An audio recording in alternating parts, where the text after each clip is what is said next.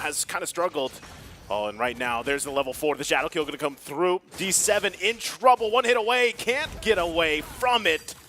ZXara able to grab a kill. Now going to be dealing with a couple. Fury flickers in offensively. Still trying to get a couple shots off. Who's going to be able to get the kill? He goes down. Safe. ZXara escapes. Well, wow. Meanwhile, Bebek's on a pursuit. Trying to take down Seacat. Will still make it? Yes, it will. One more hit, and there you go. Falling down the hands of Bebex. 3-0 straight away for Mongolia. Whew, that's looking rough for Cambodia already. And meanwhile, all this happening before the next turtle. Forbid has to flicker out too. ATM. There's just so much action happening here. Bebek's going to be in trouble now. 2 versus 1. Can't escape it. Will fall. So now Cambodia on the board here, leading into that turtle, as it is fighting for positioning here to work around with ATM and Aizen. Once again, this is going to be a flashy matchup for them in the XP lane. Both teams getting situated. Orange buffs being secured as well, alongside the purple as they get in position. Positioning wise, they have more vision if you're Mongolia. You have the Navari on your side. A lot of plays right now on where Cambodia players are could actually be revealed with the usage of that Astral Recall and also the Astral Echo. So with this, the advantage of the early game, they kind of respect it in a way. But ADM is right on in the middle of 4. Yeah, ATM going to go in. Whew. Okay. Well, we were about to witness how exactly that would go. ATM was trying to buy some time there, of course. This is the first neutral objective that they have to go through. So, hopefully we get things smoothed out, settled out here, because we, of course, we don't want to have to, go through this. But, as far as this early game, if hopefully we just have this one quick break and then they're able to resume there, because ATM was caught in like an area where he most likely would not be able to live that. He did get the Cult Altar out, though, if I remember. Popped it out, yeah. Yeah, he did get that out. So this could allow them to be in a position, once again, where they might be able to win that fight. They might be able to grab that first objective, because a start already at 3, 3 kills down for Mongolia, that's already a great start for them. Yeah, speaking of start also, you have the Elegant Gem present for Forbid, and most of the time he lands that Astral Echo in such a perfect angle that reveals so much of the places on where the members of Cambodia is. But by just looking at that moment of engagement, well, a lot of things has been used. Resources, ultimates. Yeah. Well, that's how we get to the part that if the action returns, going back. Yeah, I was going to say, I'm sure, the players themselves, they want to be able to just go through this, without the basically these moments, right? Because it's hard when you're going into a team fight and you have, especially around early objectives, like this could eventually be a Lord, and that's kind of what we saw earlier, right? So you're in this position where once you come back, you got to be right on your toes, and in this case, ATM is looking to pretty much replicate, like what I mentioned in the previous games, where he got his hands on the Arlot. He's pretty flashy on it. He's going to be landing those final slashes on point. And this is, like I said, this is what he was doing with this first turtle, trying to get those resources or those ultimates out, because really that's kind of what you have to do, especially going against this Faramis. And, in terms of like itemization and everything right now, it's still relatively early. So as far as things kind of falling into place, it's mostly, you have 2 early kills on Bebex. Like that's probably one of the biggest components here is the 2 early kills. He's going to be able to scale up really well on that. Like we saw, even the aggression early on where we saw that kind of split with ZXara pushing in for D7. So this would all set things up relatively well, I would say, for both teams if whoever can grab this turtle. Yeah, a lot of folks, though. We can tell so much about what could happen in that moment that we stopped from seeing that Lord or the turtle take. So a lot of things can be observed, but as we go on with the progress of the game, that's where we kind of like gonna enjoy how will they progress through second time around. Because with the laning and how composition is concerned, a lot of things can happen mid-game to late game. So we'll just leave it up on when will the moment return. So going back to our discussion on how beautiful this country is. Yeah. Now, what is your Again, we can't really break down, yeah. the, Well, a lot the of 2 things. minutes. We could break down a lot of stuff, guys. But that is just completely observation and possibilities. But going back on our experience, since this is the last day and the grand finals is coming up slowly Yeah. and shortly. So, Wait, let me ask you this. oh, go ahead. You Because, got me you know, there. we got to see the players answer this question. Okay. Right? And I know I asked you something similar earlier, but exactly what is esports to you? Since we're here at, IESF, and we're really focused on esports and growing, and even what you heard, the experience for the players, what's esports to you?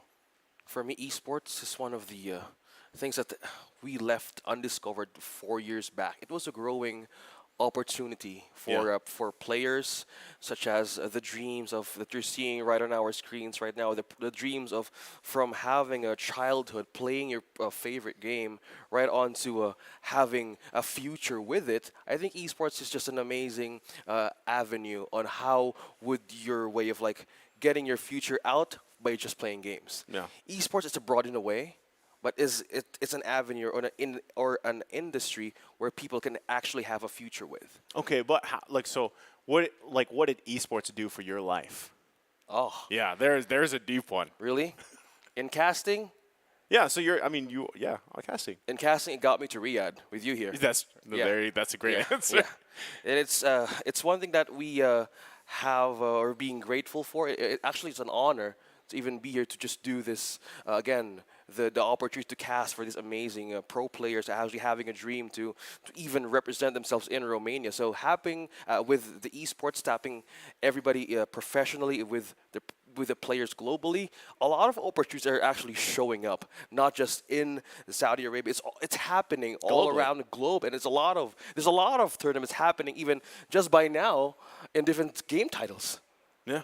And that's what we're celebrating here.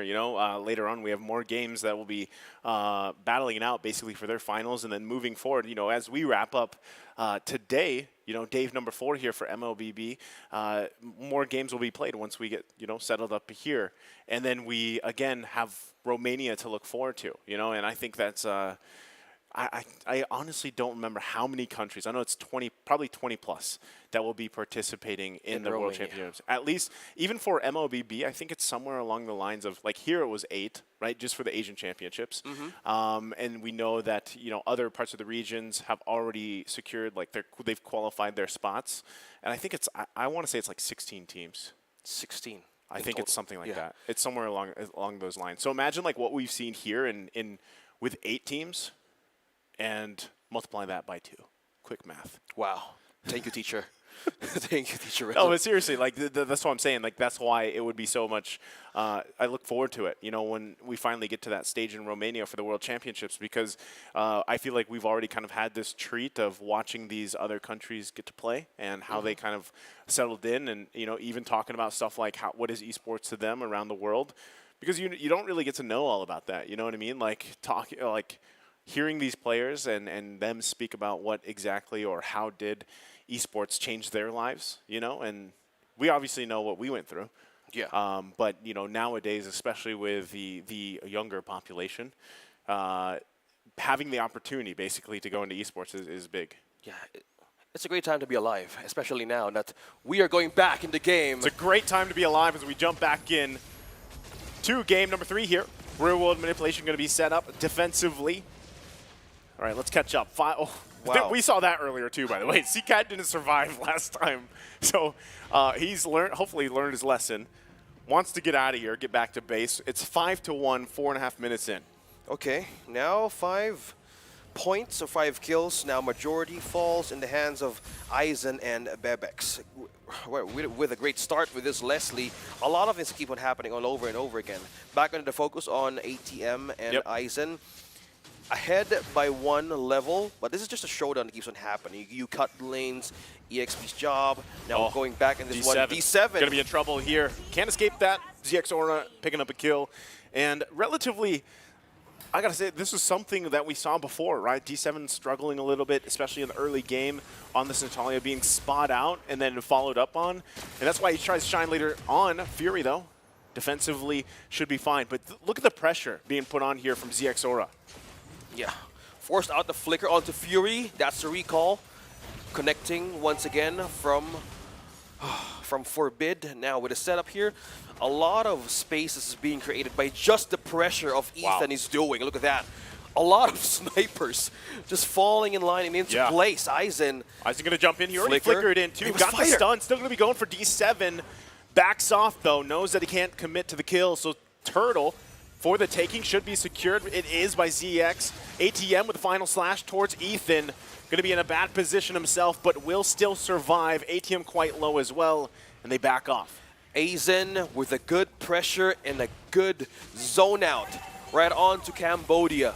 And also the flicker out by just how they managed to put Fury out few seconds before they wanted to take that objective was just a massive move to push them back few meters ahead. Oh, this is just one way of like dealing how they wanted to start this early game strong. That's going to be frustrating, you know, if you're the Natalia player and you're playing into a Novaria, the fact that you're trying to get into position and you just get spotted out, right, with the way that she works here. So definitely going to be a struggle for D7 like we saw previously. He's going to have to work around that. CCAT too, having a little bit of rougher time this time. He does just pick up one of his first items. ZXora though, again going to be able to spot out D7. He's going to get dragged by the Stampede. Under the turret he goes. ZXora picking up another kill. Chama and Fury left to defend alongside CCAT here. And also the rest of the crew making their way. Stampede going to come through again. CCAT quite low, has to be careful to get the Cult Altar out. ATM will miss the final slash. He's going to flicker in. Gets the stun though. Finds Ethan. So at least finds something out of that whole skirmish. They might... Oh, that was a close one. It was almost... That was close by just missing a few hits. ATM though. Yeah. He might be able to escape this one, might not. As the turret goes down here, ATM still, D7 going to take a shot. Wants to just buy as much time as he can, but he's going to get willed down. Another shadow kill comes through, and ATM will survive that. Still Mongolia looking for plays. Wow, Forbid with the Astral recalls, man. Oh, no. On point. Bebek secures the kill, ATM falls down. There's just way too much to dodge here. Aizen once again, Fury going to be in trouble. ZXora goes in. It's an onslaught in the mid lane. And Chama just waddling away here. Has to heal up. There's too much to dodge. Too much to dodge. Yes, that is the right sentence to even show how Cambodia needs to address that defense. Yes, Mongolia is getting a lot of kills, but one thing that we're seeing here, there's some few turrets has been destroyed against Cambodia. So they might be eyeing for a push here, entering mid-game. So what they might want to do is having or gaining control of that waves as they approach with the base of Cambodia. Okay, so as we find ourselves, it's now 4K ahead for Mongolia. They clearly have quite the momentum in this match, game number 3. And they're going to have to continue to maintain it, push the pedal to the metal here, because Cambodia really trying to just bunch up, you know, and try to find something for their favor. But even now, you can see some of the damage is coming through from Fury, but still, can they actually fight? ATM going to final slash. Aizen just takes it completely fine. ZXora under the turret goes with the shadow kill. They're pressing the situation. They're in trouble. Fury will fall. CCAT to follow. It's 3 down for Cambodia. Mongolia they mean business here.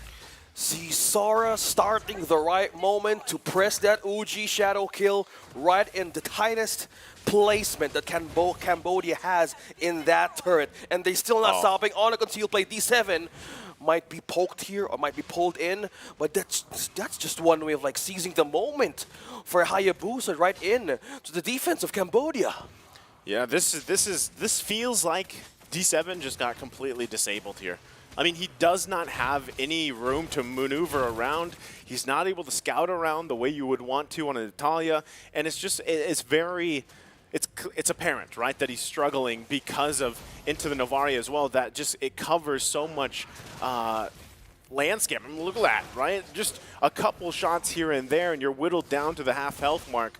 So Chama will be able to get his purple buff, but again, the disparity here. D7 now going to be in trouble once again with the shadow kill. The ZXora is massive, 6-0-5. Well, look at that, level 13. Now with this no deaths running wild across the landscape of Cambodia, pushing everybody into a tight corner for even wave clears. Now Mongolia has more opportunities to take this Eve Lord to just completely push all the way through Cambodia's base. Lord secured. And just like that, we see Mongolia prepping in. I mean, we have seen games before end on the first Lord, right? Especially around this time. When you have this kind of lead, we're talking about almost 8K gold ahead. You've got quite the massive power advantage over Cambodia here, and you're looking to push into the base at this point. Even though it's only the first Lord here, D7, if he gets spotted out, he's going to have a bad time, right? I mean, there's really nothing that he can do at this point. So that's why he's such in enemy territory. He's just trying to provide some vision, try to get an eye on things. But really, it's up to Cambodia to kind of defend into their base here. They do have great clear alongside the Deadliest Catch, alongside the real-world manipulation and the final slash, but it could just fall apart because of how far behind they are. D7 still kind of scouting around, it looks like. Might be looking for that same entry point from the backside. Final slash going to come through. They find the right target. CXR will fall. Lord going to be taken care of too.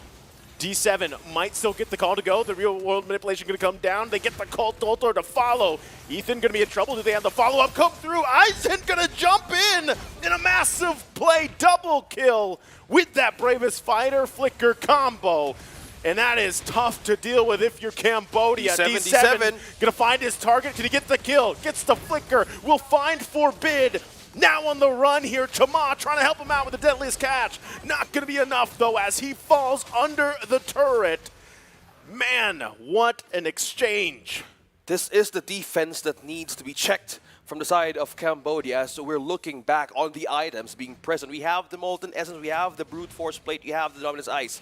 This is the problem now from a snowball lineup that Mongolia created from minute 1 that is now being a headache right into 13, almost 13 minutes into this game. No resources available and being swept out most of the time that Cambodia is doing. With 3 turrets left to defend, they might need to have to sacrifice one in those kinds of team fights that Mongolia keeps on doing. And man, if they can't afford to lose one in having that isolation play, I said this is the mindset they're going through. How will they make a play from this with all of the damage Mongolia has? That's a huge question, right? It's a huge kind of obstacle ahead of them that they have to deal with because, you know, time and time again, it's multiple members from Mongolia that are making these plays. And realistically, you're just trying to buy time. That's always where we are at this point of the game. 13, to 15-minute mark, you're down thousands of gold at this point. 8K here once again.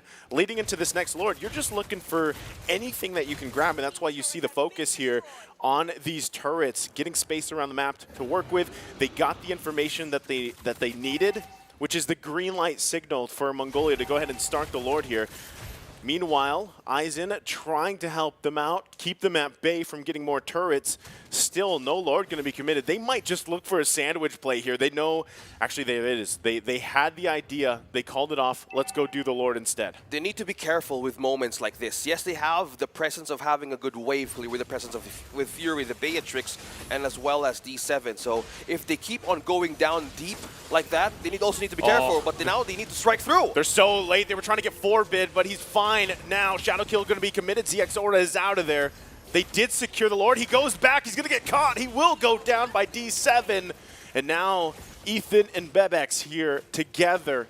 But it's a retreat from Cambodia. They do have to still deal with this Lord push. Okay, now they have a way to defend this. They still have all the tools right now. Going back on the items that we're trying to check out. Yes, defense is here. We have the Wall Spread, we have the Hunter Strike, also the BOD, all the penetration that the Beatrix needs, and as well as the Natalia. Blade of Heptus is well present, but Shema here still holding on to this purple, though. Will still be worth it. Yeah, Shama's quite tanky, right? He's got that brute force. He's got the Athena shield. Look at the positioning of D7, though. Yeah, D7 doing what he does best, He's trying to wrap around. They're going to have to deal with this Lord here as they do. Forbid going to get taken out just like that, though. CCAT, nice setup with the RWM. Now Chama going. D7 going to get spotted out. He's looking for Bebex, but can't find him. Has to retreat.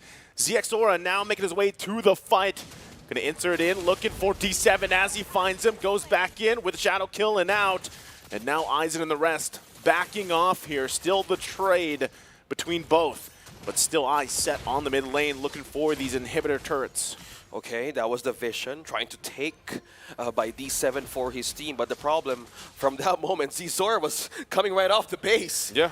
And he has 4 core items just even waiting to be used most of the time. That's why the OG Shadow Kill works so perfectly well. In this kind of light, they're just so soft, even to just even deflect. So with that kind of threat present, either they go in as a team or just have a way of a defense quadrant that Seacat can do, because the RWM most of the points were like state or press in a defensive way. Yeah, just even bounce back. It's great defense. Like, it's a great defense. That's why Eve is so picked so many times, right? She's prioritized because it's great utility. It's great just kind of setting up in objectives and even defensively. You know, it's amazing what you can do even down behind as behind as they were earlier. Right now, they're slowly kind of inching back into this game the best they can here, but still, technically Mongolia can kind of controls a lot of the territory. So it's up to Cambodia to try to find these wins where they are or where they can, and that's kind of what they've been doing, right? We're also getting to a point now where D7, despite having a rather rough early game, he's doing relatively better now, right? And a lot of this is just kind of the patience game for him. Where is he going to set up from? And also, it's up to Mongolia to try to find him, right? Because if they take D7 out, that's a huge worry that they have to not worry about anymore. Yeah, if D7 is the concern, look at that. Being pierced by the damage. He's oh, gone. no, he's too deep. Gone. As we said, all into this next Lord. We were just talking about it because right now, Aizen or Cesara has the immortality present that they can just dive over and over again. Look at that. He could even zone out.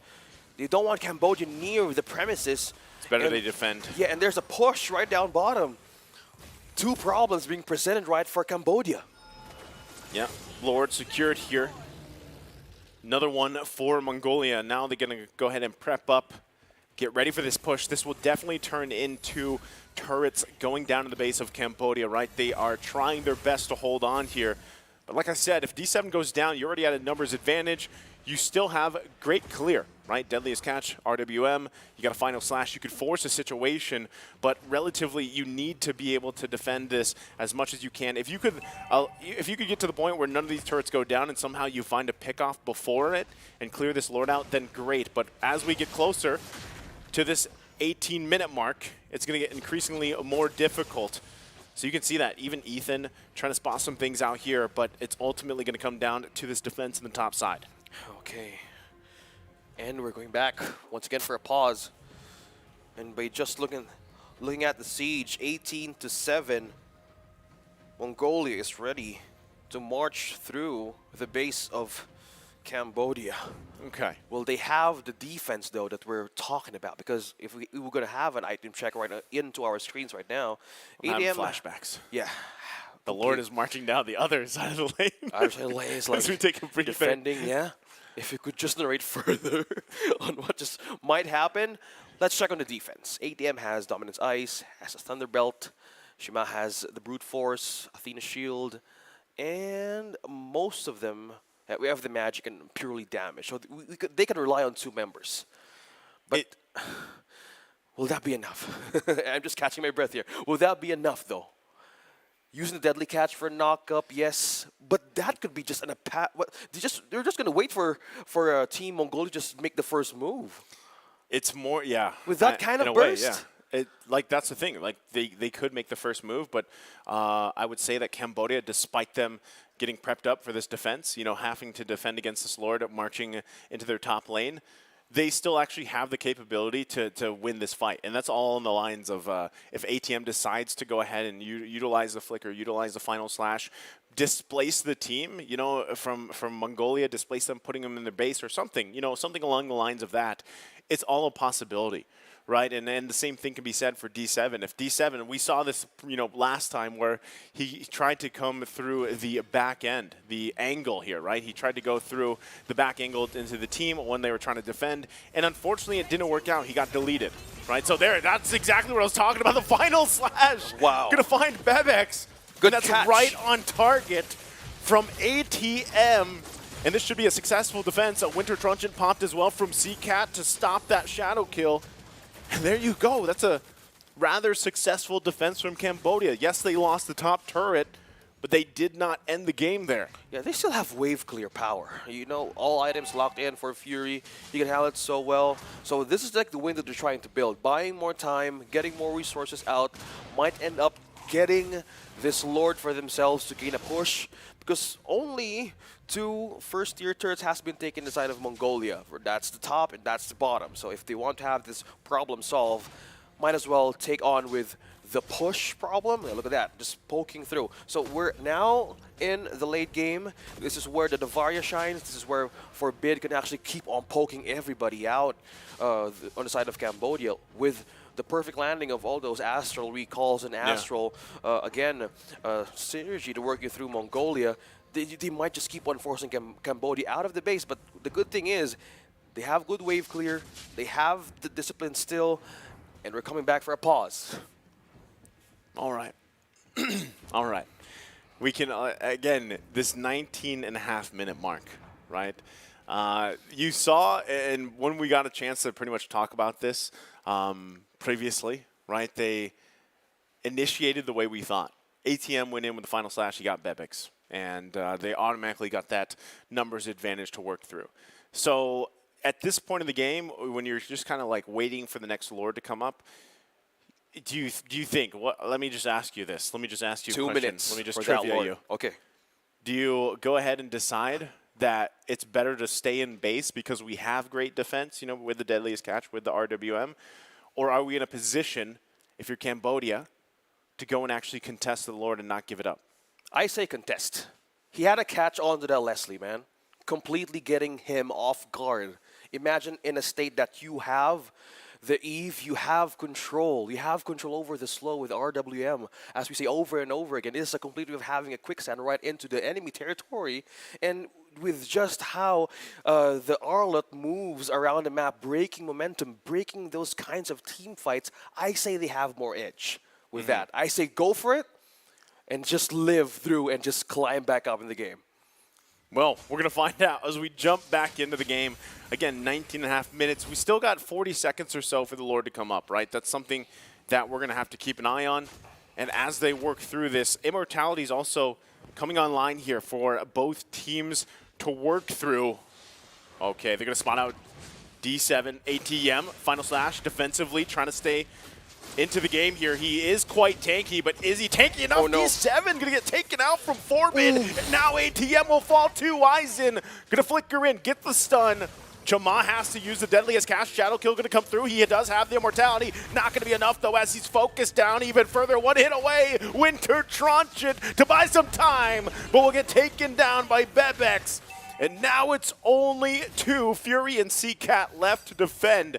Mongolia left to the choice. Do we take the Lord or just march in the base? They got to clear out the mid, though. We were just talking about that few seconds ago on how Cambodia would actually bounce back if the Lord will now be present. They were out of the base, and how Mongolia rotated was just too deadly. CCAT out, though. Well, here it is. CCAT's already down. This is looking dire. And in that, it's Mongolia that will take the victory again and head on to the grand finals versus the Philippines. A match that we've been waiting for. The match in the grand finals. Mongolia was pushed to the lower bracket.